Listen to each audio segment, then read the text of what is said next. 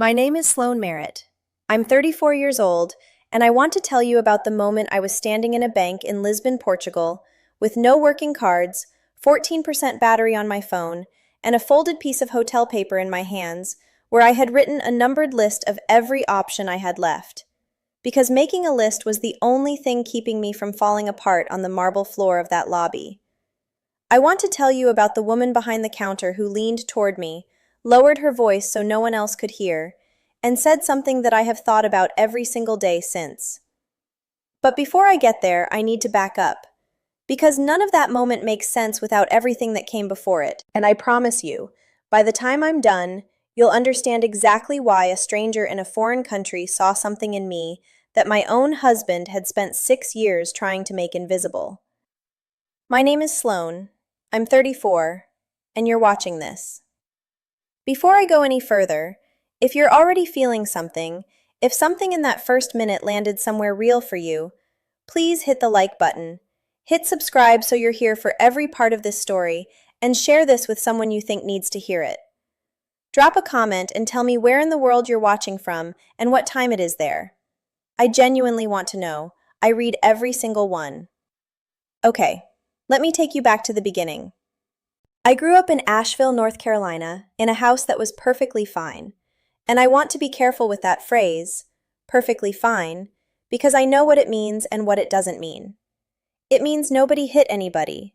It means there was food and heat and a good school district, and a mother who showed up to every school play, and a father who coached youth soccer until I was 8. It means that from the outside we were doing well. What it doesn't mean is that we were the kind of family that talked about hard things. We were not that family. We were the kind of family where my father could forget to pick me up from the biggest afternoon of my 11-year-old life and come home that evening and ask what was for dinner. And nobody, not my mother, not me, not my younger brother Caleb, said a word about it. I had a blue ribbon in my backpack from the regional science fair where I had taken first place. I ate my dinner. I said it was a good day, and I genuinely believe I meant it, because by then I had already learned that needing something from someone who wasn't paying attention was its own kind of embarrassing. That is how I was built. Not broken, built. There's a difference, even if it took me a long time to see it. I became very good at being fine. I became very good at not asking for things. I became very good at being the easy one, the capable one, the one who handled it, the one who never made a scene. And for a long time, I thought that was just my personality. A strength, even. It was only later that I understood that what I had actually learned, at 11 years old on the steps of a convention center holding a blue ribbon and watching other families leave, was this. The people who love you will forget you sometimes, and the graceful thing to do is pretend you don't notice. I carried that with me everywhere. I carried it to UNC Asheville, where I worked 20 hours a week at a coffee shop to cover what my scholarship didn't, and never once called home to say I was struggling. I carried it through the graphic design minor I taught myself half of because the department budget had been cut. I carried it into a communications degree I was proud of even though my father, at graduation, said, and I remember this exactly, "So what do you do with that?" Not meanly, just genuinely. As if the last 4 years had been a pleasant detour from whatever the real thing was going to be. I carried it into my career, into a senior brand strategy role at a consultancy in Charlotte that I built entirely on my own, negotiated my own salary, managed international accounts, traveled to 4 countries in a single year. I was good at my job because I was precise and calm under pressure, and I was precise and calm under pressure because I had been practicing since I was 11 years old, and nobody who worked with me knew that. Including my closest colleague Priya, who has known me for 4 years and is the most perceptive person I have ever met. And even she only knew the professional version of the story for a very long time. And I carried it into my marriage. I met Garrett at a friend's wedding when I was 27. He was certain in a way that I found immediately calming, the way a still room feels calm after a long day in the wind. He knew what he wanted to order before the waiter arrived. He had opinions about things and stated them without apology. He paid attention to me in a specific, careful way that felt, at the time, like being chosen. We married when I was 29. And for the first 2 years, maybe 3, it was mostly good. Not perfect. No marriage is perfect. But good. Functional. Warm enough. And then something shifted. Not all at once. Slowly, the way a foundation settles and you only notice it when you go to close a door that used to close easily and now it doesn't quite meet the frame anymore. The conversations got shorter. The joint account that he managed because he was better with numbers, his words, and I agreed because why wouldn't I, became something I had less and less visibility into. The trips I took for work, which he had been proud of at the beginning, became evidence of my unavailability. The late nights on the phone with my college friend Becca, who lives in Denver, who I called when I needed to think out loud. He noticed those, and said nothing, which was somehow worse than if he had said something. If you have ever been in a relationship where the temperature drops 1 degree at a time, where you keep adjusting your own thermostat to compensate until you realize you are freezing and the other person is perfectly comfortable, then I think you understand what I am trying to describe. And if that is landing somewhere specific for you right now, I need you to stay with me. Because what I'm about to tell you is the part I could not have predicted. About 8 months before the trip to Lisbon, I started quietly moving small amounts of money into a personal savings account that Garrett didn't know about. Not thousands, 200 here, 150 there. I told myself it was for peace of mind. I told myself everyone should have a little separate money, that it was just practical. I did not tell myself the actual truth, which was that something in my body had started keeping score before my mind was ready to admit what the final number was going to be. I booked the Lisbon trip in February. Client presentation, 4 days, routine. I had done this kind of trip a dozen times. The morning I left for the airport, Garrett and I had what I can only describe as a conversation that didn't finish. One of those exchanges that sounds like logistics, but is actually something else entirely. 2 people talking about flight times when what they mean is something neither of them is willing to say out loud yet. He stood in the kitchen doorway when I left. He didn't carry my bag to the car. He said, "Text me when you land. Not safe travels, not I'll miss you, just text me when you land." Like a reminder, like a task on a list.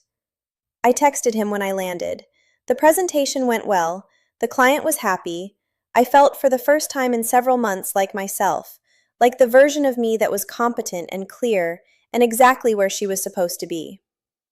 And on the evening of the second day, I stopped at a pharmacy near my hotel to buy aspirin and hand lotion, and I tapped my Visa card at the reader, and nothing happened. I tapped the backup card. Nothing.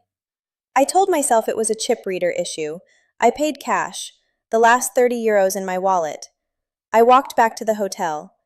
And that is when I understood, standing at the front desk with a room service order I couldn't pay for and a phone at 14% battery, that this was not a chip reader issue.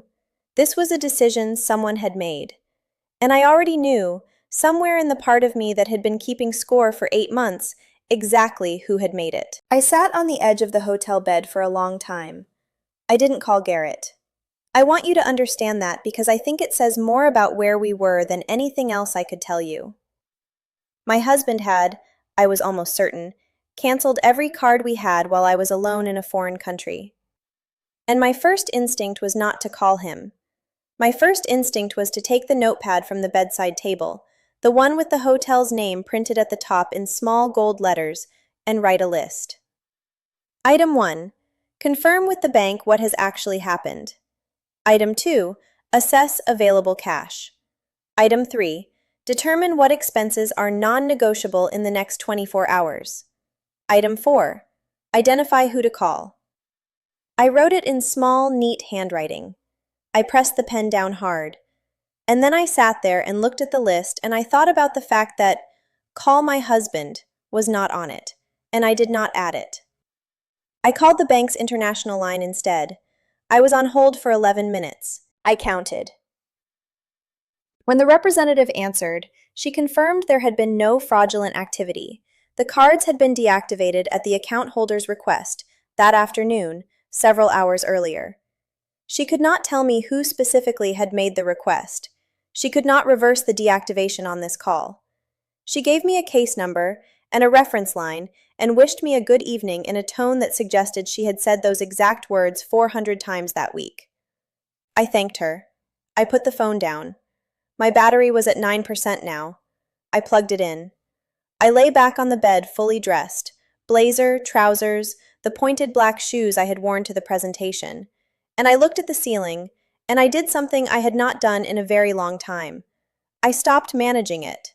Just for a few minutes. I let the full weight of what was happening sit on my chest, without trying to lift it or reframe it or put it on a list. He had timed it. That was the thing I kept coming back to. This was not impulsive. You do not call your bank in the middle of your wife's international work trip on a random Tuesday afternoon. You do that on purpose. You do that because you have thought about it, planned it, and chosen the moment deliberately. The moment you choose is the one where she is the most exposed. I slept badly. At 4 in the morning, I got up, turned the light on, and made another list. This one was longer. In the morning, I put on the same clothes. I had decided somewhere around 3 a.m. that I was not unpacking again, that whatever happened next, I was not settling back in. And I went to the bank branch the hotel concierge had circled on a paper tourist map in blue ink. It was a 10-minute walk. I walked it fast, crossbody bag against my hip, passport inside it, the folded hotel notepad in my hand. The branch was quiet when I arrived. Mid-morning, a Thursday. There were 2 tellers working. I was directed to the one on the left. Her name tag said Anna. She was in her early 50s, I thought. Dark hair going gray at the temples, pulled back in a low bun, a navy blazer that belonged to the bank and not to her. She had a pair of reading glasses on a chain around her neck that she lifted to look at my passport and then let fall again. Her movements were unhurried, in a way that, in that moment, I found almost unbearably calming. I explained the situation in the precise, controlled voice I use for difficult client presentations. I laid out every document I had: passport, employee ID, bank account number, a screenshot of my direct deposit records from the past 6 months. I asked about the process for an emergency international wire from a linked personal account, the one in my name only, the one with $4,200 in it. Anna listened without interrupting. Then she typed. For a long time. She picked up her desk phone, spoke in Portuguese, listened, hung up. She looked at her screen again. Then she said, "The joint accounts have been restructured." I said, "That's not possible. I would have received notification." She turned her monitor slightly toward me. She pointed to an email address in the account settings field. It was Garrett's email. All account notifications, every transaction alert, every statement, every change confirmation had been redirected to his address. Not mine, his. For the past 9 days. I looked at that email address for a long time. I think about this moment when people ask me, and they do ask, they always ask, "When did you know for sure?"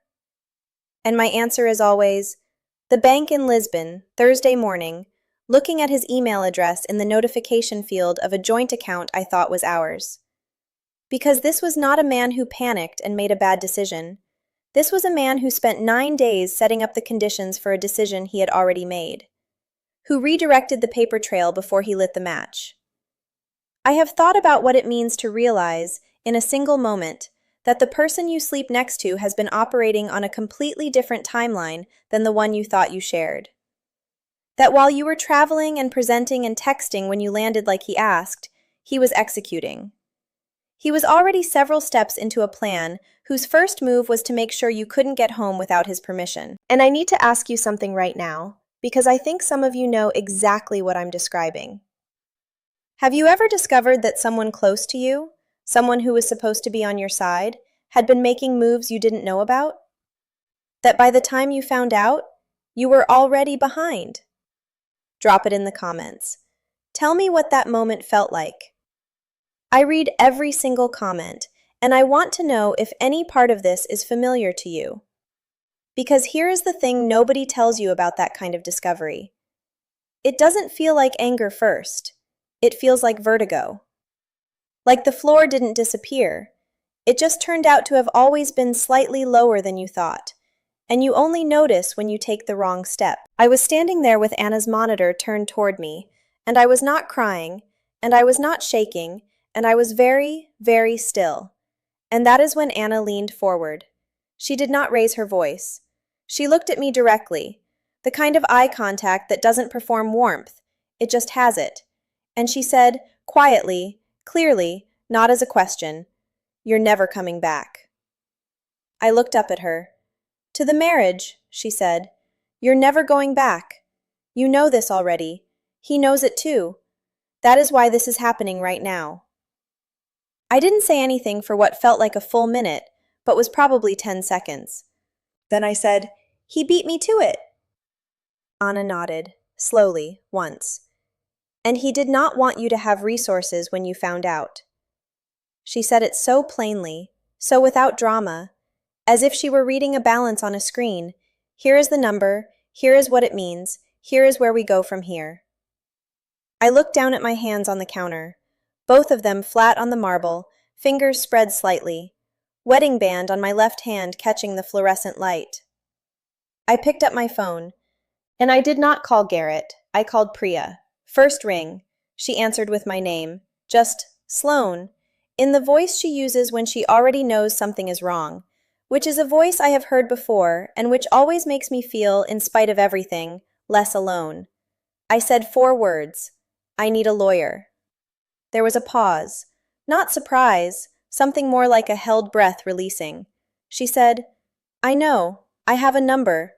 Do you have your passport on you?" And I almost laughed. I almost laughed because of course she had a number. Priya had been quietly, carefully worried about my marriage for 2 years.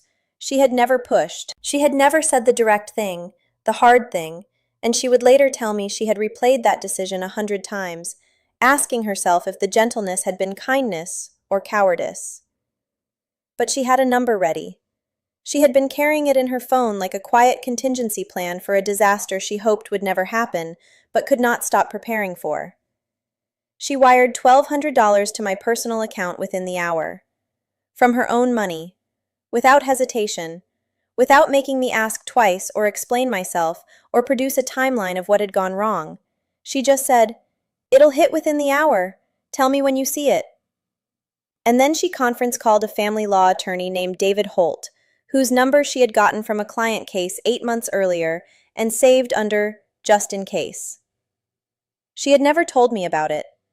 I think she knew that telling me would have meant naming the thing out loud before I was ready, and she loved me enough to wait. David joined the call from Charlotte. I was standing in a Portuguese bank lobby, Anna's desk phone repurposed as an impromptu speaker because Anna had offered her desk without being asked, and then stepped back and stood quietly to one side, like a person who understood exactly how much space this moment needed. David asked me one question before he said anything else. "Do you have access to any joint account statements from before the restructuring?" I opened my email. 12 months of downloaded joint statements. I had saved them before the trip. Not strategically, I had told myself, for peace of mind. For the same reason I had been moving money into my private account for 8 months, the reason I couldn't quite name at the time. I sent them to David's email from the bank lobby, while Anna stood 3 feet away, and Priya stayed on the line without saying anything, which was exactly right. David was quiet for a moment after receiving them. Then he said, "Okay, you're not behind. You're actually not as far behind as he thinks you are." Garrett called at 3:47 p.m. Lisbon time. I watched his name on my screen for the entire duration of the ring. I did not answer. I opened my notes app and I wrote, 3:47 p.m. Thursday. Incoming call. Duration, unanswered. David had told me to log every contact from here forward. I was building a different kind of list now. Garrett sent a message at 4:12 p.m. I read it standing outside the bank, in the thin afternoon light, with the tourist map still folded in my bag and Anna's business card in my hand. She had pressed it into my palm when I left, without saying anything, just a small nod that meant, "You have this now. Use it if you need it." The message said, "We need to talk when you get home. I made some decisions. I think you'll agree they make sense for where we both are." I read it twice. I screenshotted it. I forwarded it to David Holt with a timestamp and no additional comment, because David had told me not to editorialize in writing. Just document. Just send. Let the record speak for itself. Then I put my phone in my bag and I walked back to the hotel. I want to tell you what that walk felt like because I think it matters. It was a Thursday afternoon in Lisbon in late October, and the light was that particular low golden color that southern European cities get in the autumn, where everything looks slightly more significant than it probably is. The streets were narrow, and the buildings were old and tiled and beautiful, and I was walking through all of it in my second-day presentation clothes, with a dead credit card in my wallet, and a case number from my bank, and $1,200 from my best friend hitting my personal account. And I felt, and this is the part that surprised me, I felt something beginning to clarify. Not relief, not yet. Something quieter than that. The specific feeling of a question you have been avoiding for a long time, finally getting asked out loud by someone else, and realizing that you already knew the answer. I had known the answer for 8 months. I had been funding it quietly, $20 bill by $20 bill, into an account he didn't know existed. I just hadn't been willing to say it, even to myself. That night, I ordered room service with Priya's money, and I sat on the hotel bed and I called David back. A proper call, not a conference, just the two of us, and he walked me through what he had found in the 12 months of statements I had sent him. He was calm about it, methodical.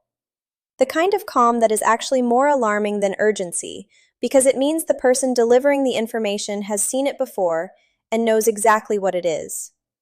He said, "Sloan, the restructuring of the notifications was not the beginning of this. Based on what I'm looking at, the movement started approximately 22 months ago. Small at first, consistent. The kind of transfers that don't trigger automatic flags individually, but tell a very clear story when you put them next to each other. 22 months. I did the math sitting there on the hotel bed. 22 months ago, I had just been promoted to senior brand strategist. 22 months ago, Garrett and I had gone to Hilton Head for a long weekend, and it had been... I remembered it as good. I remembered it as one of the last stretches of time when things felt genuinely okay between us. He had been moving money for 22 months. I said, "How much?" David paused. Not because he didn't know. I could hear him knowing it, holding it, deciding how to deliver it. He said, "Based on what I can trace from these statements alone, and this is preliminary, we're looking at somewhere in the range of $300,000 to $350,000 in assets that have been quietly repositioned." I put the phone against my shoulder for a second. Not because I was crying. I wasn't. Because I needed one moment where nobody could hear me breathe. Then I put the phone back to my ear and I said, "What do I do next?" And David said, "You fly home.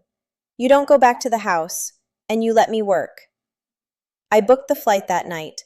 On my personal card, the one connected only to my savings account, the one Garrett had never asked about because he had never known to ask. The $4,000 and change I had moved over 8 months, quietly, $200 at a time. It was enough for the flight. It was exactly enough. I have thought about that a lot since.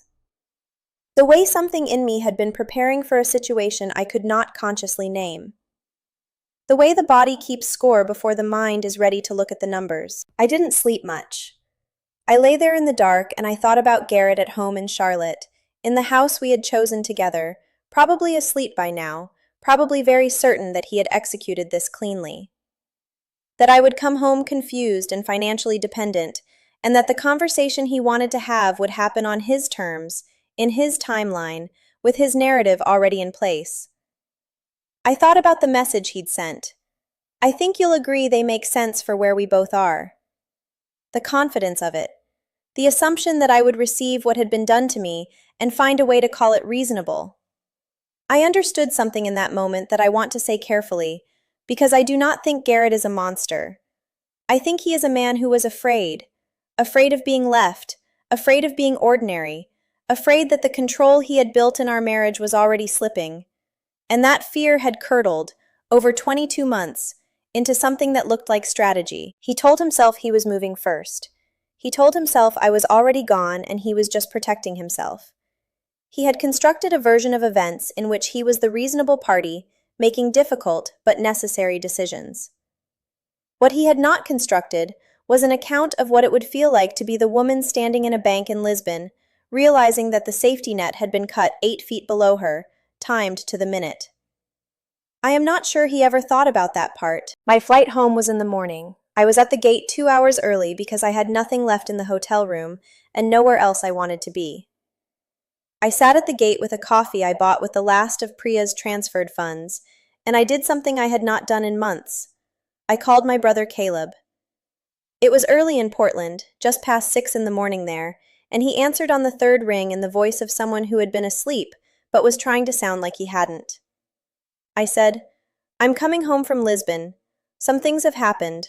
I'm okay, but I wanted you to know." He said, "Sloan, what happened?" And I told him. Not the whole thing. David had advised me to keep the circle small until the legal process was underway. But enough. Enough that my brother, who I had protected from my doubts for 6 years, who I had smiled at and reassured and given the composed version of my life, went very quiet on the other end of the line. Then he said, "I'm coming to Charlotte." I said, "You don't have to do that." He said, "Sloan, I'm coming to Charlotte." And I let him. For the first time in a very long time, I let someone come without arguing them out of it. Priya was in the arrivals hall when I landed. Not outside at the curb, inside, past the security barrier, in the hall where the families wait with signs and balloons, and the particular nervous energy of people who have been counting down. She was standing with a coffee in each hand, and she looked at me when I came through the doors with my one carry-on, and my passport, and my crossbody bag, and she didn't say, "I'm so sorry," and she didn't say, "I knew it," and she didn't say anything designed to make the moment about her relief. She handed me a coffee and she said, "His attorney filed a separation agreement this morning. David's already responded. You're not behind. You're actually not behind at all." I took the coffee. I said, "How are you this competent?" She said, "I've been rehearsing this for 8 months." We walked to her car. She put my bag in the trunk. She started driving. And somewhere on I-77, heading into Charlotte, in the ordinary Tuesday afternoon traffic with the city skyline coming into view and the coffee going cold in my hand, I felt something crack open in my chest. Not breaking, the other kind of cracking, the kind that means something that was sealed too tight is finally getting air.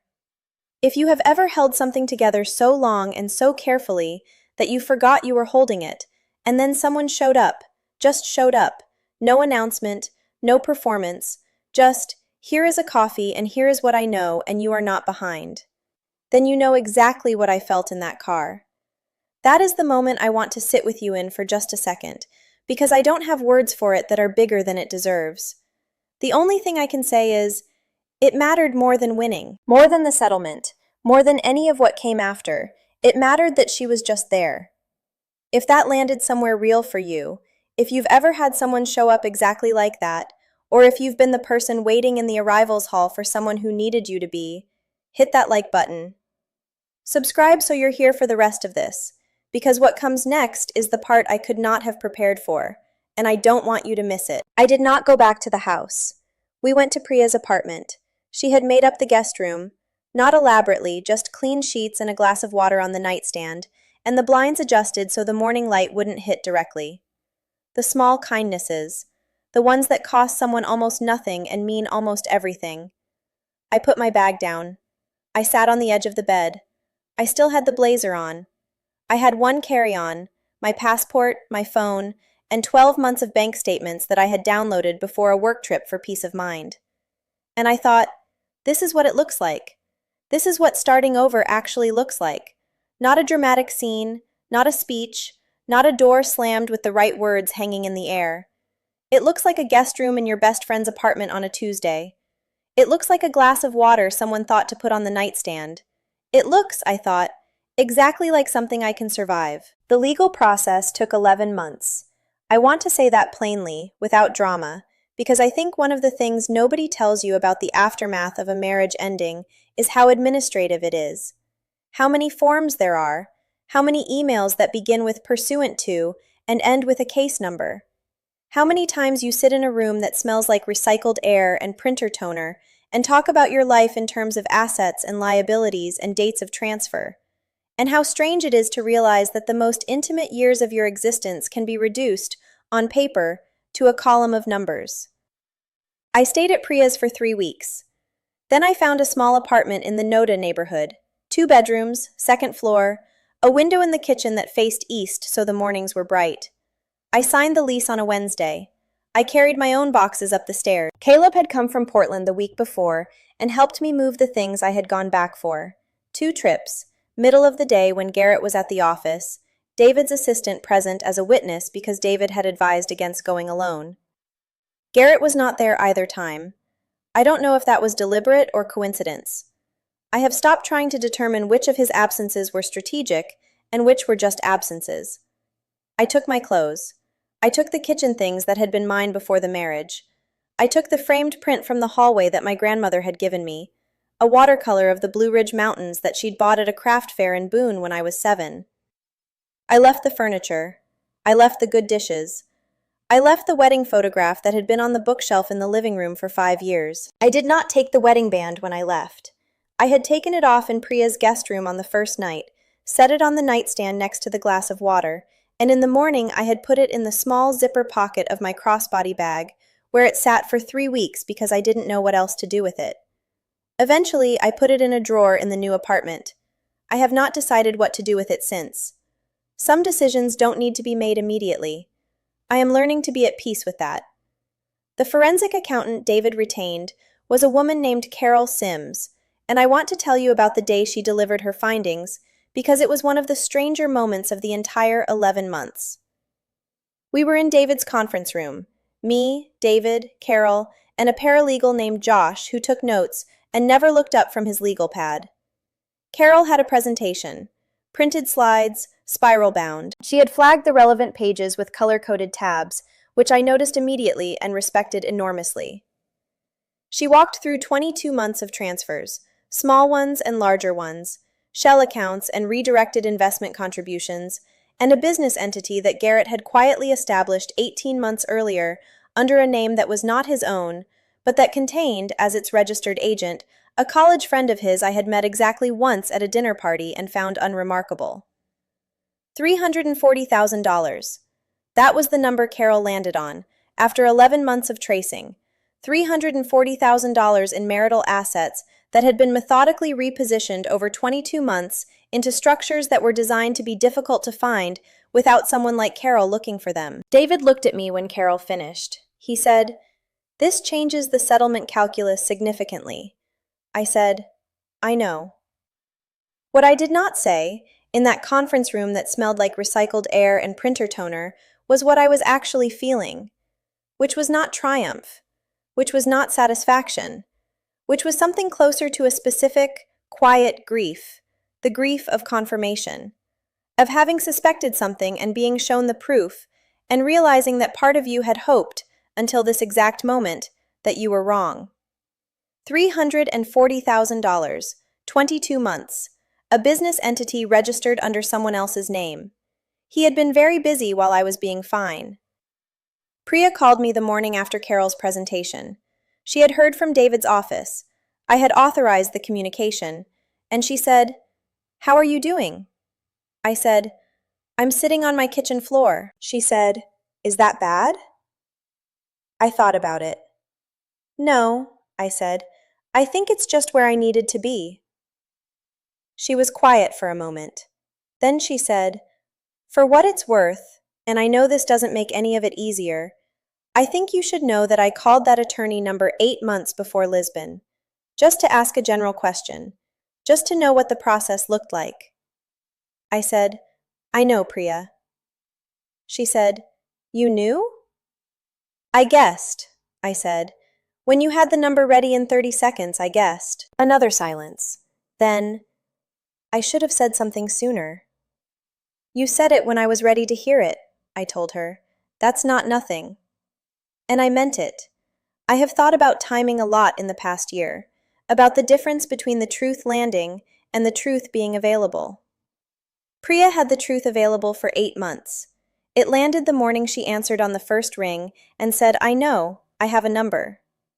Those are different things, and both of them were acts of love, and I do not think one was better than the other.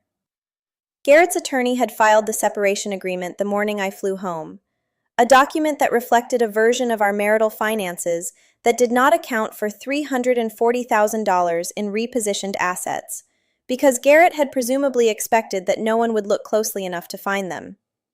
David responded to that filing within 48 hours. The response included Carol's preliminary findings, the 12 months of statements I had downloaded before the Lisbon trip, the documented notification redirections, and the timeline of the account restructuring set next to the timeline of my travel schedule, which established clearly and without editorializing that the deactivation of the cards had been executed while I was at a client presentation in a foreign country with no access to alternate funds. The mediation took 4 sessions. Garrett did not look at me during the first 2. During the third session, his attorney requested a recess that lasted 40 minutes, and when they came back, the terms had changed substantially. I want to be honest about what the final settlement felt like, because I think honesty is the only thing that makes any of this worth telling. It did not feel like winning. It felt like arriving at a number that was fair, after 11 months of work and documentation, and 4 sessions in a mediation room, and a forensic accountant with color-coded tabs. It felt correct in the way that a balanced equation feels correct. Not emotional, just true. I walked out of the final session on a Friday afternoon in September. David shook my hand. Carol had sent a text that said simply, "Done well." Priya had sent a voice memo that was 47 seconds long and was mostly her exhaling, and then saying, in a voice that was trying very hard not to be tearful, "Okay. Now go eat something good." I sat in my car in the parking garage for a while. I thought about Garrett, not with anger, not anymore, or not primarily. I thought about him the way I had started to think about him in the months since Lisbon, as a person who was genuinely afraid of being left, who had confused control with safety for so long that he no longer knew the difference, who had built a beautiful locked room and called it a marriage, and then panicked when he felt the walls shifting. I understood his logic. I did not excuse it. Those are different things too, and holding both of them at once is one of the harder things I have learned to do. I heard through Caleb, who heard through a mutual friend, the way news travels in the specific ecosystem of people who all went to the same regional weddings for a decade, that Garrett's professional situation had become complicated in the months after the settlement. The business entity Carol had uncovered created questions that extended beyond our divorce, into areas that were no longer my concern, and that I chose, deliberately, not to follow closely. I did not feel satisfaction when I heard this. I felt something more like weariness, the specific tiredness of being connected, even at a distance, to a story that had cost me so much for so long.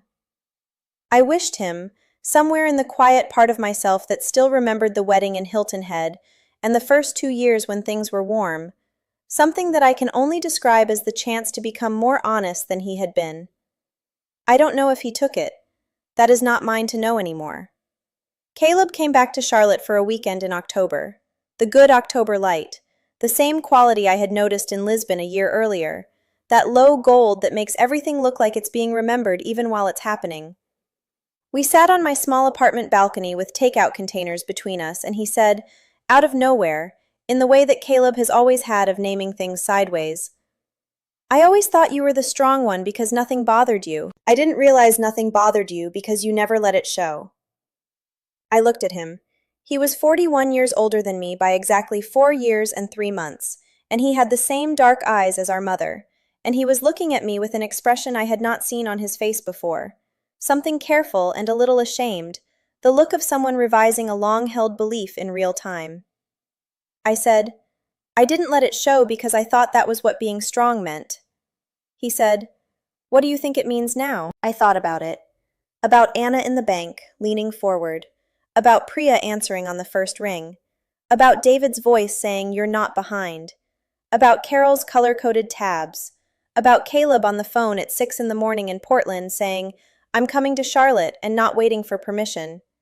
I said, "I think it means letting people show up." He nodded. He picked up his takeout container. He said, "You're better at it than you used to be." "I'm working on it," I said. And we sat there in the October light and ate our food and didn't say anything else for a while. And that silence was the most comfortable one I had shared with another person in longer than I could remember. I wrote Anna a letter, not an email, a letter, on paper, in an envelope with an international stamp. I found her branch address through the bank's website. I don't know if she received it.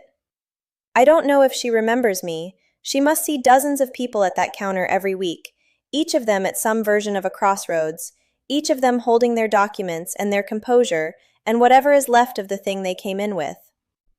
But I wrote it anyway, because some things need to be said even if you're not certain they'll be heard. I told her what happened after I left the bank that Thursday. I told her about Priya and the wire and David and Carol and the 11 months and the settlement and the small apartment with the east-facing kitchen window.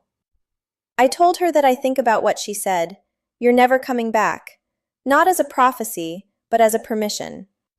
The permission to stop pretending that going back was still a real option, to stop managing the distance between what I knew and what I was willing to say. I told her that she did something for me that I am not sure she knew she was doing, that she saw in the way I pressed my hands flat on that counter and looked at that email address on her screen, something that she recognized, and she named it, quietly, without making a production of it, without needing anything from me in return. I told her that I think that is one of the rarest things one person can do for another. I signed it with my name, just my first name, Sloan. My name is Sloan Merritt. I am 34 years old. I live in a second-floor apartment in Noda, Charlotte, with east-facing windows and a watercolor of the Blue Ridge Mountains on the wall above my kitchen table that my grandmother bought at a craft fair in Boone when I was 7. On Tuesday mornings, I make coffee before the sun is fully up, and I sit at that table with the light coming in, and I do not make a list. I just sit there. It took me a long time to learn how to do that, to be in a quiet moment without immediately trying to manage it. I'm still learning. But I know this. Somewhere in Lisbon, on a Thursday morning in October, a woman I had never met leaned across a bank counter and told me something I already knew. And I flew home, and I did not go back, and I let people show up for me, one by one, in their specific and imperfect and irreplaceable ways. And I am, for the first time in a very long time, exactly where I am supposed to be. Before you go, I want to ask you one thing, and I mean this genuinely, not as a formality. Has a stranger ever seen something in you that the people closest to you had stopped seeing? Has someone you barely knew said the exact right thing at the exact right moment? The thing that gave you permission to stop pretending? Leave it in the comments. Tell me your version of that moment. I read every single one, and I think there are more of us than we realize. People who held it together so well for so long that the most radical thing anyone could do was simply tell us the truth. If this story stayed with you, if any part of it felt familiar, or gave you something you needed today, hit the like button, subscribe so you're here for the next story, and share this with someone who might need to hear that being stranded is not the same as being lost. My name is Sloan, and I'll see you in the next one.